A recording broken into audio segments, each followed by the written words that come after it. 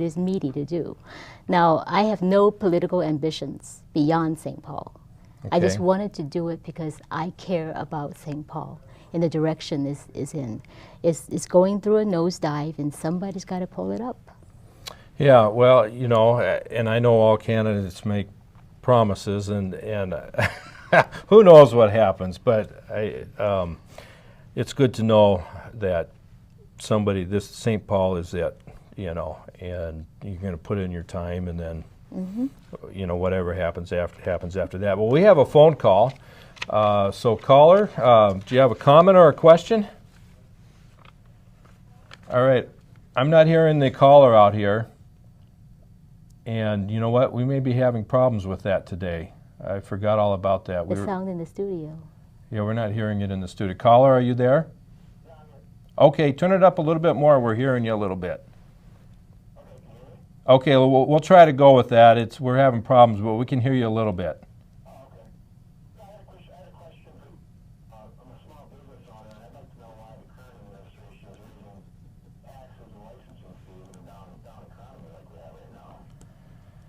Okay, so if I heard you correctly, why is the current administration raising taxes and property fees? Licensing fees. Licensing fees.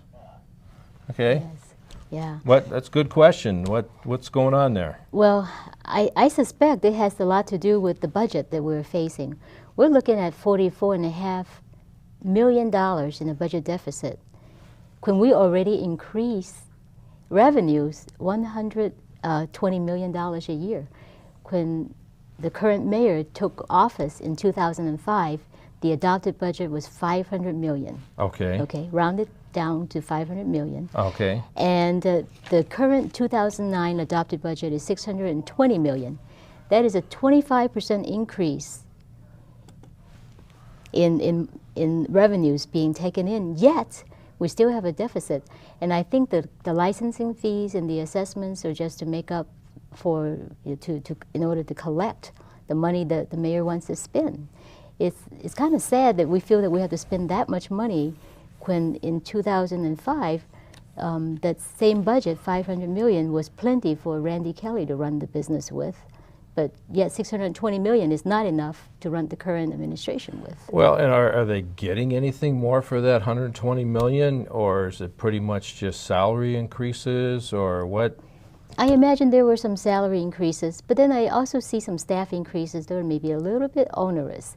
I mean, when you're looking at the mayor's office, he has somewhere between 20 and 30 people in there, and the latest I heard was 24 people in there. And 1/3 of them are deputies. And then at the bottom of that list, there is a special assistant on top of that. So those salaries alone will tell you, there is room for cutting. There's room to slim down the budget. Well, and those are usually some pricey salaries in those areas. I imagine so. I mean, some will be on the lower, but when you get to be the assistant, and I bring this up because I know in Maplewood, I mean, for our assistant chiefs, they're making $150,000 a year. Ooh. For the assistant. Yeah. Yeah. And we had like 7 of them for this size of a city. Ooh. See, and what people really didn't know, they should have been trying to get it in positions over here, and get hired over here.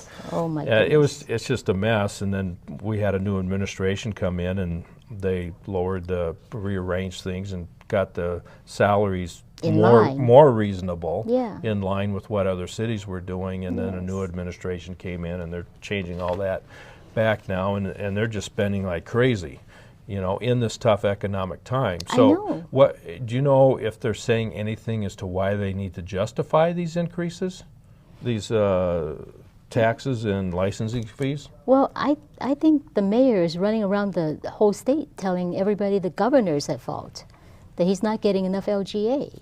Okay. Or local government aid. And as far as I know, local government aid is always between $7 and $10 million. And our mayor has been running all of our essential services with it. That's fire, police, medical services. And I'm thinking, LGA is a variable number. So why would you do planning with a variable number? If you're an executive of any kind, you know that you do planning with a solid portion of your revenue and not the variable portion of your revenue.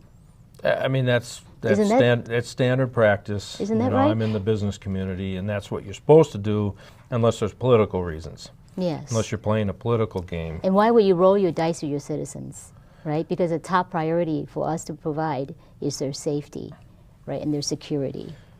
Well, I mean, that's an interesting aspect right there, and just the aspect, what is the role of government?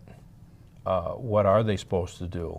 And, of course, you're saying it's protect their constitutional liberties, but it seems that that's not really the priority for the current administration, is kind of what I hear you're saying. Well, it sounds like the priorities are a little bit mixed up. Okay, and that happens. But with LGA now, is the state government not providing? Are they not? Well, the state government is saying... Did they eliminate LGA altogether? They have not. They have not. They're just, Governor Pawlenty is saying, tell me, if I'm going to cut LGA, how much can you handle? He's working with them. He's working with every mayor. And so all a mayor has to do is say, okay, since the state is facing this situation, I'll help pick up the slack, right? I could say, oh, cut one staff that I absolutely don't have to have. That right there will make some difference. And you could say, well, let's say we streamline the way we purchase a certain something or other, and we could do that. Or there's a project that we don't absolutely have to have. We could maybe just table that for the time being. For instance, that pond across the street from the Excel Center. The pond across the street? Yeah, they call it the pond. It's an ice skating rink they were going to build across the street from the existing ice skating rink. Okay. And how much was that going to cost? That was going to be about $32 million. $32 million? That right there almost covered the deficit, right? $44.5 million, $32 million. That's pretty close right there. Well, but also I was hearing in that the city of St. Paul was trying to get the state to forgive them their debt on the hockey arena, on the Excel Center. The Excel Center. And how much money was that? Well, that was around $30 million. Okay. That's correct. Very good. And that was around $30 million, and that in 4 years' time will be forgiven anyway. And that loan to us from the state is at 0% interest. Okay. So is there could you get even a better deal than that? Well, why is it? And why are we asking for that to be forgiven? Yeah. It's an obligation we knew and took on. And we should plan. We have an obligation. We need to meet it. Okay. Like gentlemen. Well, that's a little weird. I mean, that is weird that they would be trying to do that now. But what I'm not understanding here, in 4 years, it'd be whatever's left is forgiven anyway? That's right. It's forgiven anyway. That's right. Wow. Well, as you get into all these details, it's a little interesting what comes out. But so they want it forgiven so that they can say, state, give us another $40 million or whatever. $30-ish million. To build this other so that we could build this new rink across the street from this existing ice rink. And then the $30 million that we gain, we're not going to turn around and cover a fire and police with it, but we're going to cover this new project. So we'll create a one-time job creation project. Okay, so we create jobs for, say, a year or two while this rink is being built. But after this rink is built, there are maintenance costs, there's ongoing costs. Right. And who's going to bear that? Well, it's going to have to be the taxpayers, but what is this rink for? And where are the jobs? Well, they're gone by then, right? Who's going to be using the rink? Well, they're saying that, they're going to let the general public use it and maybe let the hockey players practice there when the Excel Center has got another event there.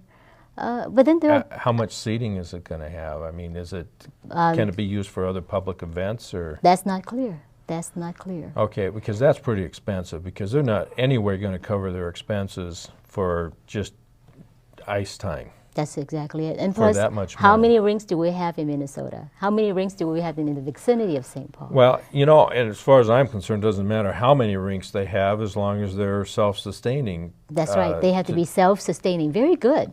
That's how, when we do business, that's when we plan any project, we say cash flow positive or bust.